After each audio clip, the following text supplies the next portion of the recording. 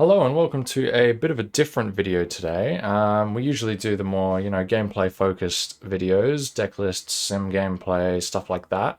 But today we're going to do a bit more of an infographic slash discussion based video. I'm going to try my hand at it, and we are going to be talking about OP16 Yamato. So I personally am very excited for this leader because I'm a bit of a Yamato gooner myself, and also I really enjoyed the other two Yamato decks that we've had since the start of this game. So I'm keenly awaiting the support for this one. And that is one of the problems that we're going to talk about today. Of the 6 OP16 revealed leaders, Luffy, Ace, Sengoku, Blackbeard, Buggy, all of them have got dedicated support already that we've seen. We haven't seen all of it yet, but we at least have a core concept understanding of what the deck is trying to do. And they've all got at least one SR to, further our understanding of that. The one exception is Yamato. And Yamato was revealed alongside all the other leaders in the broadcast and was the only one to not see any support on that day, and since then still has not received an announcement for an SR. I don't want to doom and gloom about it like I've seen a lot of people doing in the Discord, but I want to instead take this opportunity to talk about like my predictions for what the deck identity might be based on what we've seen so far. And that might end up just being what I want, but I'll try to be realistic. Yeah, so we are only just over a month away from the pre-release. It's currently the 26th of April at time of filming, so we are just over a month away from pre-release date of OP16 release. And we still have no idea about a vast majority of the cards. We don't even know the secret rares yet. We don't know a lot of things. So what I assume it will be is there will be a big reveal, a lot of cards, pretty much filling out the rest of the set in probably a couple days' time. Like I would say no more than a week away. Usually for Japan and the East, they have their full, or at least the core cards of the set revealed about a month before it releases in Japan. And now that we're getting closer and closer to global synced release, we should be able to expect the same for us too. So yeah, I imagine that we will have a pretty good understanding of what Yamato will be doing in about a week, maybe 2 weeks at the latest. So yeah, for now, I just want to talk about what I think might happen, what the identity might be, and yeah, just talk about Yamato because I'm really excited for this deck. So obviously Yamato is a 5-life black leader, Land of Wano, and the effect on Yamato is anytime you summon a Wano character from the trash, it gains Rush this turn. So obviously already we're thinking, okay, this leader just wants to summon Wano cards from the trash and give them Rush. It's not once per turn, so maybe they'll be able to summon multiple per turn. We don't know. We haven't seen anything to do with that yet. So before I get too stuck into what we've seen and what we haven't seen, let's talk about what we have seen. Let's talk about the actual cards that we've seen so far. It's only a few, and only a few of them are actually relevant, but let's talk about them. So first off, we have Ace, and I'm going to show all of them on screen, so I won't talk about their stats, because even if they're in Japanese, you can obviously see what the stats are. We'll just talk about the effect. So Ace effect is on KO, your opponent trashes 2 cards from their hand. Just blanket effect. There's no hand requirement or anything like that. It's just they trash 2, so if they have 2 cards, see you later. No cards in hand. And activate main, once per turn, you can give a Rested to a Land of Wano type leader or character. So that's going to be really good just for progressing an aggressive game plan, which Yamato obviously wants to do because Yamato is giving Rush to characters, so we assume they're going to keep that aggressive identity from the previous leader, just in a sort of black mess with trash format.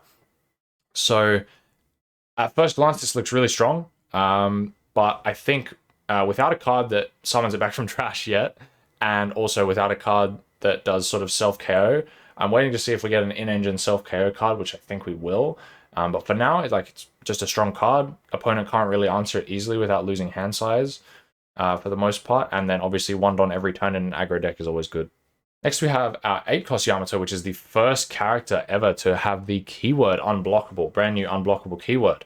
So that's pretty exciting. And it says on KO, it plays a Yamato with a cost of 6 or less from the trash. This is the only revealed card so far that even plays anything from the trash. So it's a little concerning, considering that it's pretty specific to a 6-cost Yamato. I assume the first SR we see will be a 6-cost Yamato.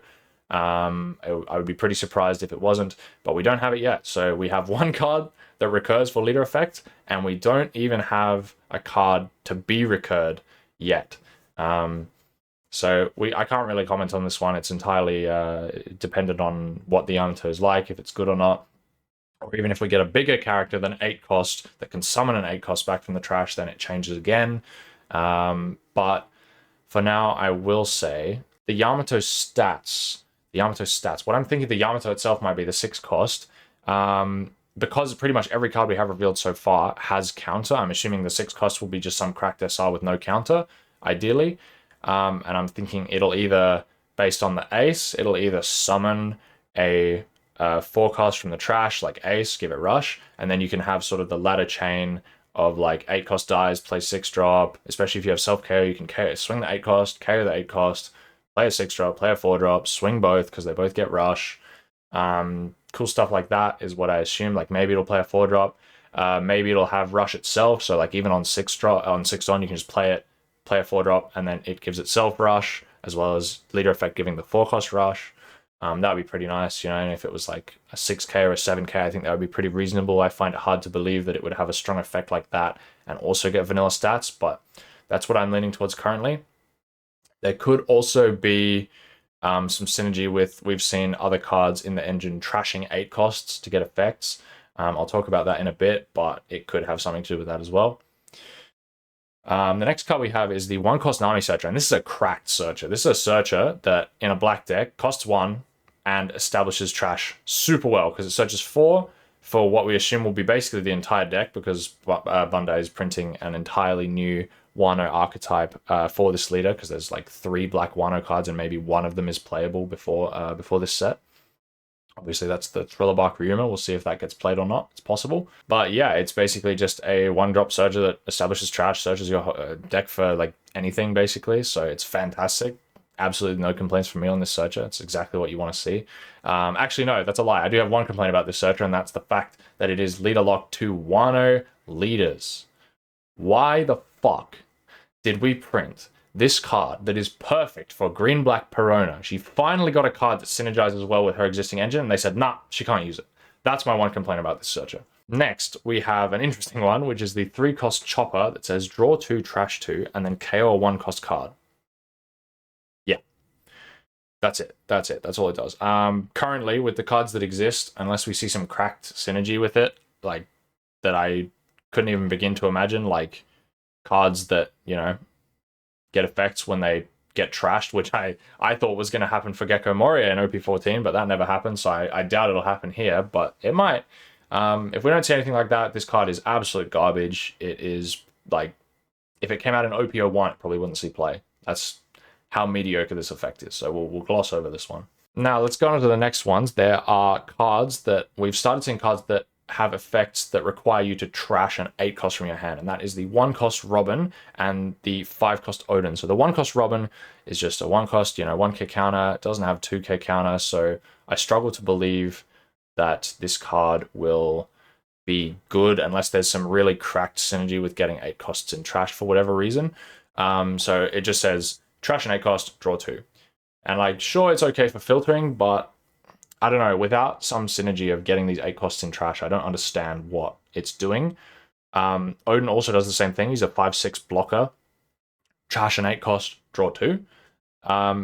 If it was just the Robin, I might pass it off as like, yeah, whatever, this card's bad. But because there's 2 of them that specifically trash an 8 cost, and the only 8 cost we've seen so far in Engine is the 8 cost Yamato, it makes me think that either we are going to get a 9 or a 10 cost that plays an 8 cost from the trash, or even plays an 8 cost and something else from the trash, which would be fantastic, because then you start doing this like babushka like ladder deck where you're playing like, you play a 4-drop on 4, you play a 6-drop that plays a 4-drop on 6, you play an 8-drop that when it dies it plays a 6-drop that plays a 4-drop, and then on 10 you can go like 10-drop, 8, 6, 4.